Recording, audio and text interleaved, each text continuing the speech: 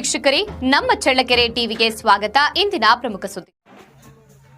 ಚಿತ್ರದುರ್ಗ ಜಿಲ್ಲೆಯಲ್ಲಿ ಬುಡಕಟ್ಟು ಸಂಸ್ಕೃತಿಗೆ ಪ್ರತೀಕವಾದ ಶ್ರೀ ವೀರಭದ್ರ ಸ್ವಾಮಿ ದೇವರ ಆಚರಣೆಗೆ ಇಲ್ಲಿ ವಿಶೇಷ ಸ್ಥಾನವಿದ್ದು, ಅದರಲ್ಲಿ ಚಳ್ಳಕೆರೆ ನಗರದ ಆರಾಧ್ಯ ದೈವವೆಂದೇ ಪ್ರಸಿದ್ಧಿಯಾದ ಶ್ರೀ ವೀರಭದ್ರ ಸ್ವಾಮಿ ದೊಡ್ಡ ರಥೋತ್ಸವ ಸಾವಿರಾರು ಭಕ್ತರ ಸಮ್ಮುಖದಲ್ಲಿ ಅದ್ದೂರಿಯಾಗಿ ಜರುಗಿತು. ಶನಿವಾರ ಮಧ್ಯಾಹ್ನ 5:30 ಸುಮಾರಿನಲ್ಲಿ ಸಾವಿರಾರು ಭಕ್ತರ ಸಮ್ಮುಖದಲ್ಲಿ ಶ್ರದ್ಧೆ ಭಕ್ತಿಯಿಂದ ರಥೋತ್ಸವ ಜರುಗಿತು.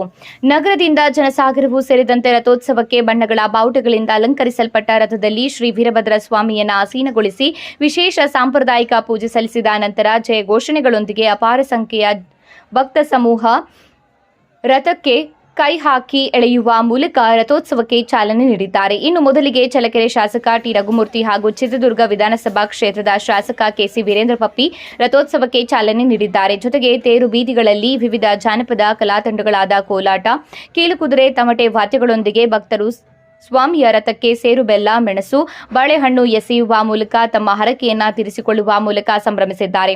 ತಾಲೂಕಿನ ಗ್ರಾಮದೇವರು ಎಂದೇ ಕರೆಯುವ ಶ್ರೀ ವೀರಭದ್ರ ಸ್ವಾಮಿ ಜಾತ್ರೆ ಕಳೆದ ಒಂದು ವಾರದಿಂದ ವಿವಿಧ ಕಾರ್ಯಕ್ರಮಗಳೊಂದಿಗೆ ನಡೆಯುತ್ತಾ ಬಂದಿದೆ.